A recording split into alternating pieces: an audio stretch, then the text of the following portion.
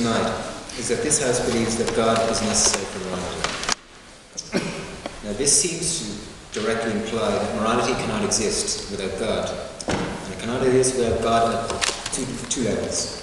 The first level is to do with moral knowledge. That morality cannot exist, that moral knowledge cannot exist without God. And on the second level, that moral behaviour cannot exist without God. And now we'll look at the rational grounds for the overall notion, and finally conclude that it is irrational to think that God is necessary for morality. So let me just begin by looking at moral knowledge. My argument on this level is all based around one claim, which is that morality is given to God and not by God. And what do I mean by this? Well, what I mean is that we humans, we have created an entity called God, and we have given this entity supremely divine powers, almost so that he resembles a supreme judge. And why have we done this?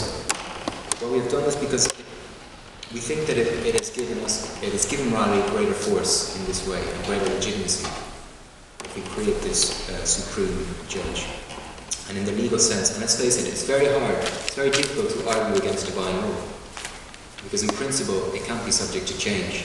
So constitutional law can be subject to change, but divine law, if it does change, it symbolizes that God does not have the last word for human beings. There is evidence, I think, for a human-centered morality. So I view the good as an intuition, that we intuit what is good, and this is reinforced through an evolutionary process.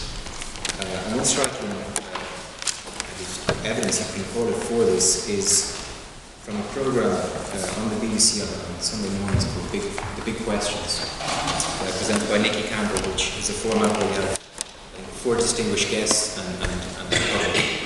And one of the question they were debating on one of the mornings was the issue of God and morality.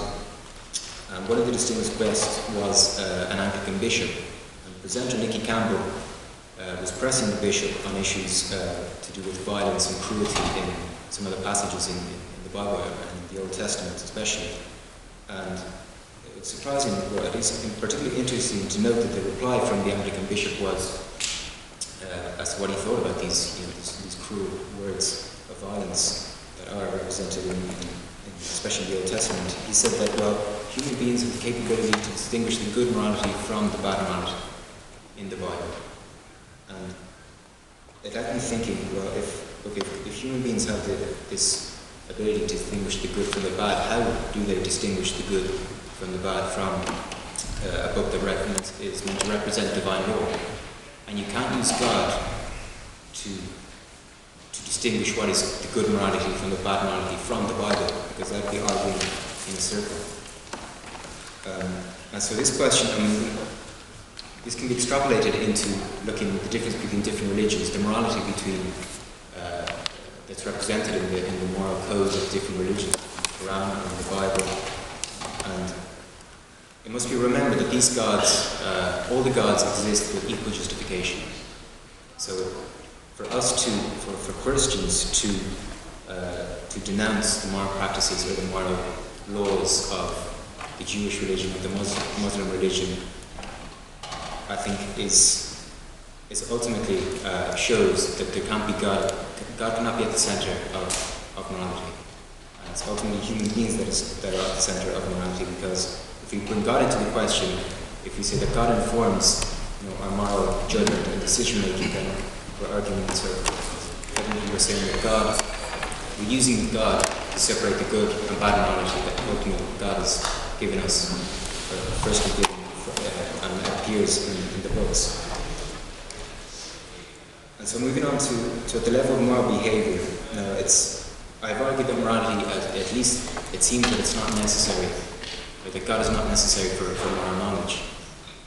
But to imply that, okay, it may be not necessary, but it is still necessary for moral behaviour, to act morally, I don't see the logical step. I think if you conclude that God is not necessary for morality, I think you must conclude that God is not necessary for moral practice. And just as useful as illustration, I'm going to compare God with Santa Claus and say, in the same way, both of them are useful fictions, in that both are used by, I think, at least in my interpretation, they're used to ensure the good behavior of their subjects. So in Santa Claus's case, the good behavior of children, with God, the good behavior of believers. But we may ask about Santa Claus. Is Santa Claus necessary to ensure the good behavior of children? And I think we all would agree that it's not. And by the same token, I don't think that you can argue that God is necessary to ensure the good behavior of human beings. And so at most, God, like Santa Claus, at most they're sufficient to promote good behavior, but they're not necessary for morality. And so that's an important distinction. To continue on the you may go ahead. You said something, and I think your mind is probably about to run out, so that's why it's not really. But you said something about. I just have one more point. Or no, go ahead actually. You said something about. I guess the motion is very difficult. But you said something about intuition for good, and I suppose this lady here, she said something about the imaginative community of, for instance, philosophy. And just out of interest, how do you envision this intuition for good? Well, where do I think it comes from, for example?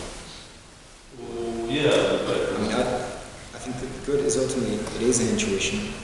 As to its source, I just believe it gets reinforced through an empirical and evolutionary process over time. That's why certain moral practices in the past, slavery, there's many examples that now in the present seem so, morally repulsive. That's what reinforces human morality, at least. And there's no need to put God at the origin of this intuition. We can have a chat about that later. But just to finish on the behavior on that level.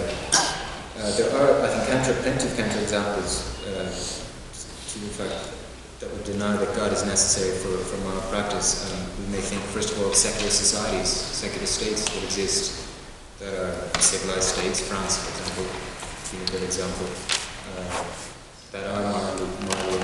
And we all know many, at least most of us know, have many atheist friends. At least the atheist friends that I know are very civilized people, are morally admirable, and so on and so forth. So,